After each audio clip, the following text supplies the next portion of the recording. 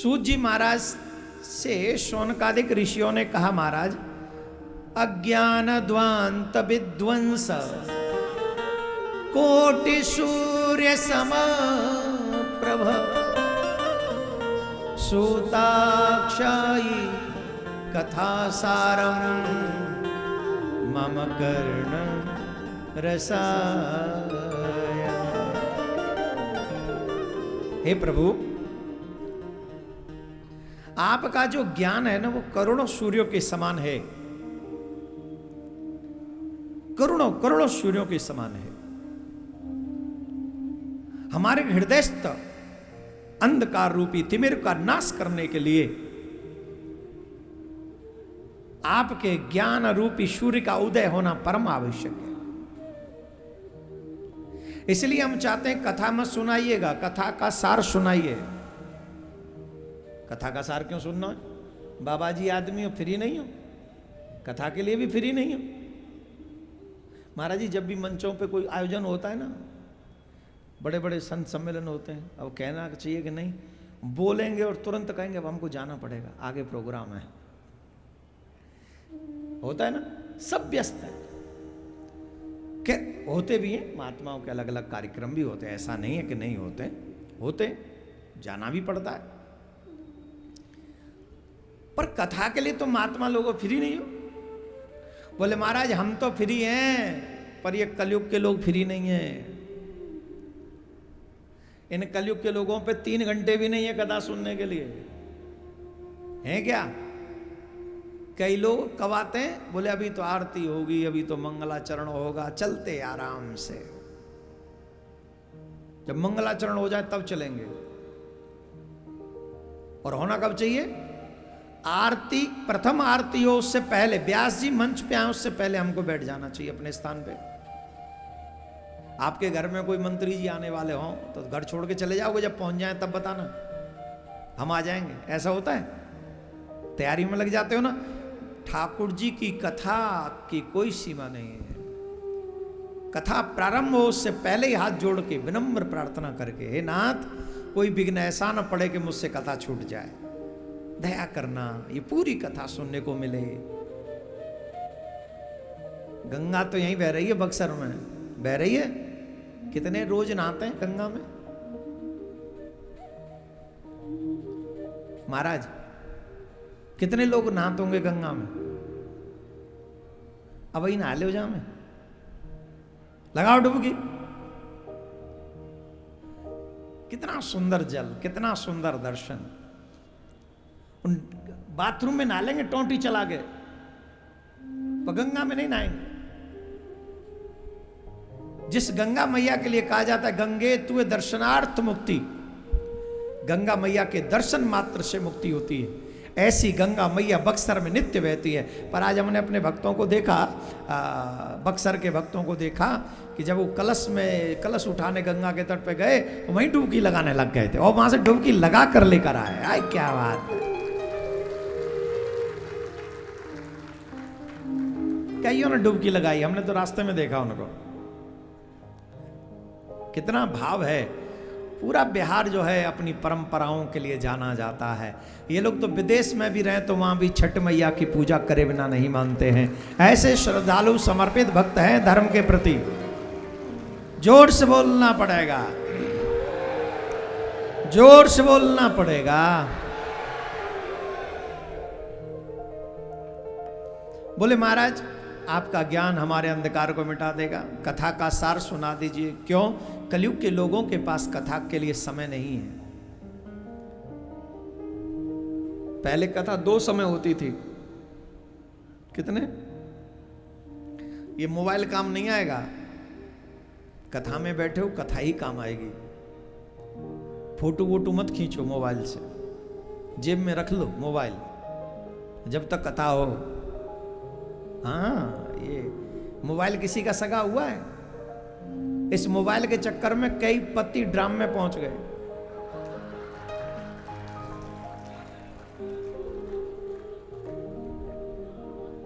और कई पत्नी जेल पहुंच गई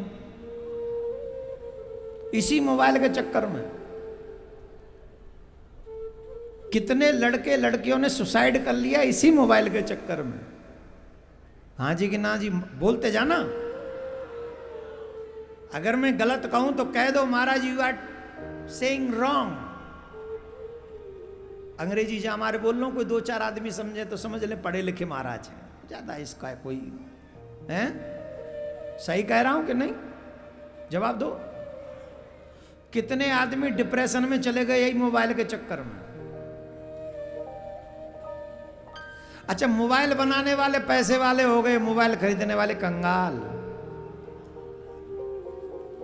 जिन कंपनियों ने मोबाइल बनाए वो रिच हो गए चकाचक, और जिनने मोबाइल खरीदे वो कंगाल हो गए। अब कहेंगे हम तो कंगाल नहीं हुए। मेंटली और character wise where are you right now? इतना डिप्रेशन आ गया माइंड पे। लास्ट में जब हम कहते थे सो तो भगवान को याद करेंगे, सो है किसको, और जगाओ तो सबसे पहले भगवान को याद करो, यही कहते थे ना हम। आजकल क्या करते हैं बताओ बताओ? सोने से पहले क्या करते हैं? मोबाइल चेक करते हैं किसका आखिरी मैसेज है,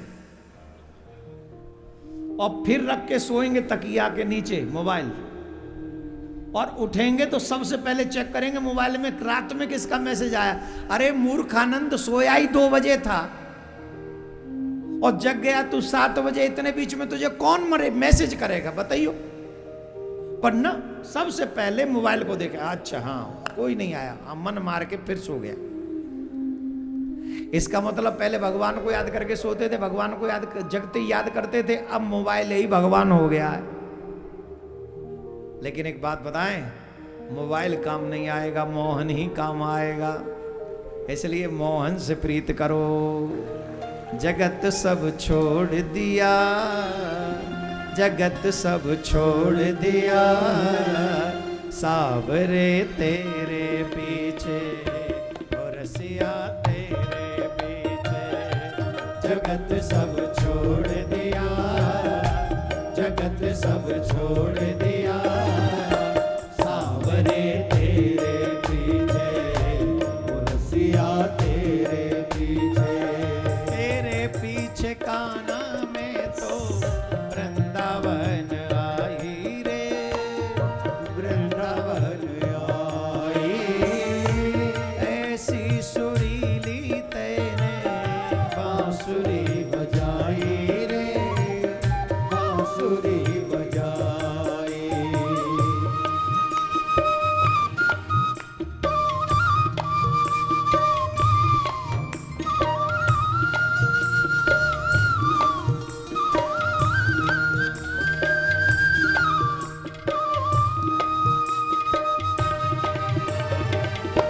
ऐसी सुरीली तेने बांसुरी बजाई रे, बांसुरी बजाई।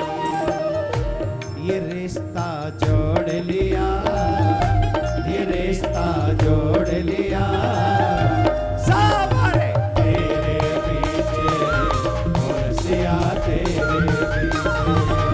जगत सब छोड़ दिया, जगत सब छोड़ दिया, सावरे तेरे पीछे और सिया तेरे पीछे।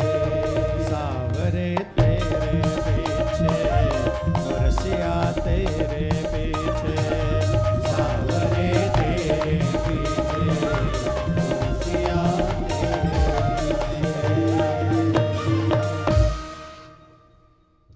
क्या बोलना पड़ेगा? इतने लोग बैठे, इतने लोग, तुम्हारी इतनी आवाज हो कि पाकिस्तान तक जा सकती है। जब जब तुम सनातन की बात करते हो ना, कसम से पाकिस्तान की छाती पे छाले पड़ते हैं, छाले। और जो पाकिस्तान के चाहने वाले यहाँ हैं ना, उनने तो कुछ और ही पढ़ते होंगे, दौरा दौरा पढ़ते हो ना, दौरा। और तुम धीरे बोलते हो तो उनको लगता है हाँ ये लोगों की कोई सुनते नहीं, आचार्य लोगों की ऐसे ही करते हैं। जोर से बोलना पड़ेगा। माताएं अगर आप खड़ी हो जाती है ना तो मेरे छाले पड़ने शुरू हो जाते हैं। आप खड़े मत हुआ करिए, प्लीज बैठ जाइए, जहां है वहीं बैठ जाइए और शांति से सुनिए। श्री सूत जी महाराज ने कहा, यही घोरे कलो प्रायो जीवाश्चासुरताम गतः। हे महाराज, ये कलयुग है और इस कल काल में व्यक्ति अज्ञान, काम, क्रोध, मोह के इस चक्कर में पड़ा हुआ है। स्वाभाविक उसका जो स्वभाव है वो आसुरी प्रकार का बन गया है, क्लेशों से आक्रांत है, पाप में बुद्धि हो गई है। हमको कृपा करके बताइए कलयुग के लोगों का कल्याण कैसे होगा?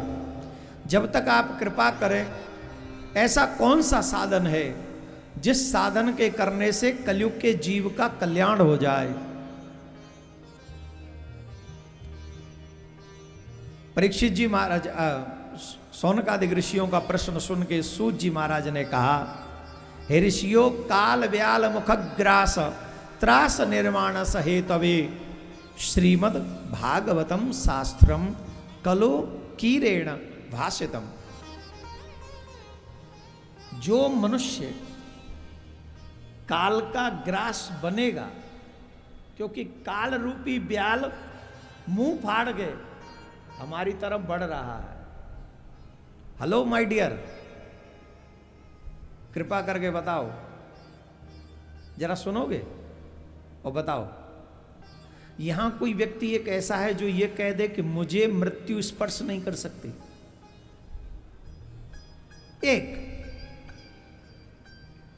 एक व्यक्ति जो ये कहे कि मुझे स्पर्श नहीं करेगी। तुमने मकान बनाना शुरू किया, अनफिक्स है बनेगा कि नहीं, अनफिक्स है कि कंप्लीट होगा कि नहीं, अनफिक्स है शादी होगी कि नहीं, अनफिक्स है बच्चे आज्ञाकारी होंगे कि नहीं, तुम्हारा काम सक्सेस होगा कि नहीं, सब अनफिक्स है। तुमने बैंक में पैसा जमा किया, अभी वो क्या नाम है उसका, क्या बोलते हैं उसको जो पैसा लगाते हैं लोग उसमें, शेयर बाजार का बबुआ है, बबुआ ही बोलते हैं ना इधर। आप लोग सब ठीक बानी? और ऐसे नहीं, थोड़ा मैं तो बोलने का प्रयास कर दो तुम्हारी भाषा, तुम अपनी भाषा से खुश नहीं हो।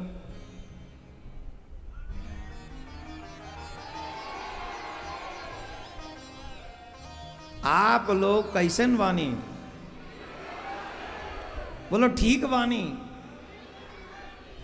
है? आप लोग कैसन वानी?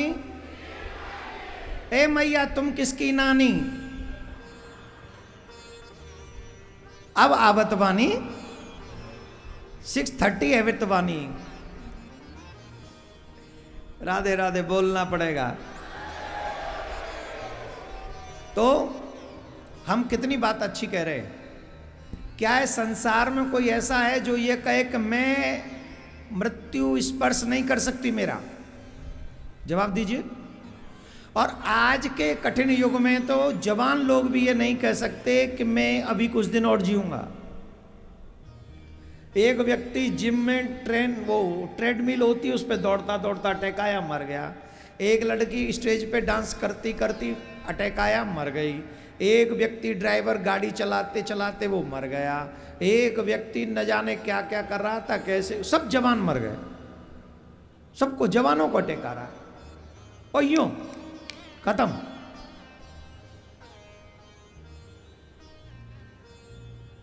कौन ये कह सकता है कि मैं अभी बहुत दिन जीने वाला हूं? एक अभी पता चला योग टीचर, वो योग सिखाते थे सबको, योग सिखाते थे, उन्हीं को अटैक पड़ गया, वो ही नहीं रहे और उम्र भी 40-45 साल की। बस ये कलयुग है माय डियर। कोई गारंटी नहीं तुम ज्यादा दिन जियोगे। इसलिए जो भी एक पल है यही एक पल है। इसी पल में अपने कल्याण के संदर्भ में आप सोचो।